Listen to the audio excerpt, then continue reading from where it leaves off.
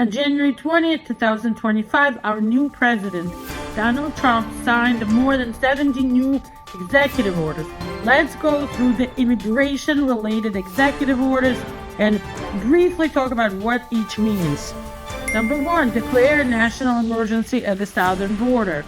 He declared the immigration problem at the southern border a national emergency to activate the U.S. military in help of deporting people and blocking them from entering at the border. Number 2, it declared what's called an invasion at the southern border. It stated illegal immigrants are invading U.S. again to use the U.S. military and federal powers so that this could lead to a shutdown of the border, but we shall see.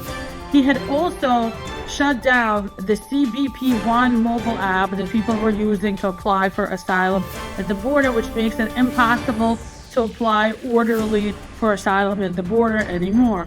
3, assigned the U.S. military the mission to seal the border, close all the holes at the border. 4 this is a really important one, end birthright citizenship for kids born to moms with no status at all or even a temporary visa when the father is not a green card holder or a U.S. citizen. This is a big one, and he's going against the U.S. 14th Amendment with this. The U.S. Constitution guarantees U.S. citizenship to children born on U.S. soil.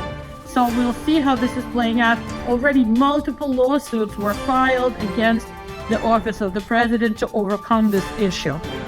5 is reinforce the registration requirement, asking illegal or undocumented immigrants to register, and may even require lawyers to register. Again, I think this will be brought down on a lawsuit, but we shall see.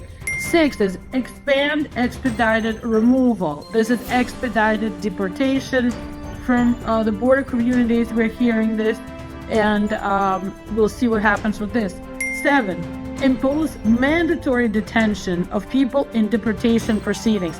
If you're in deportation, he wants to put you in jail no matter what.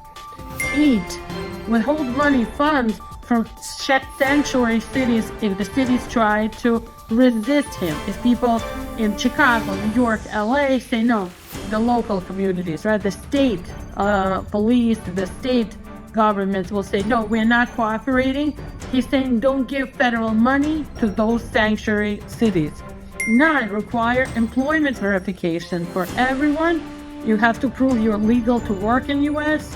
10, terminate categorical parole or temporary admissions, such as parole programs for Cubans, Haitians, Nicaraguans, and Venezuelan parolees.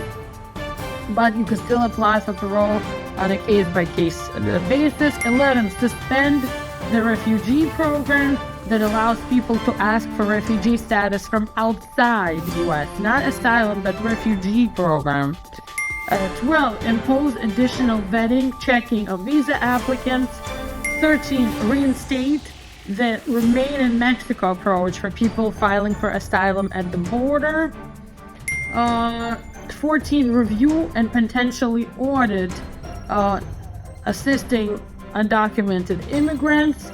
These non-government organizations that are helping, so review and audit them and maybe even give them, problems. And 15 is denial of public benefits like insurance and welfare to people who don't have status. We'll see how all this plays out. The lawyers are caught by surprise just like regular people. We will see how each of these plays out, what lawsuits will be shutting down and what will stay. Let's stay tuned for more developments. I will keep you guys informed. Sign up to our channel, follow us, and share this video just in case somebody you know might need this information. And if you have an immigration problem, call us today to schedule an appointment.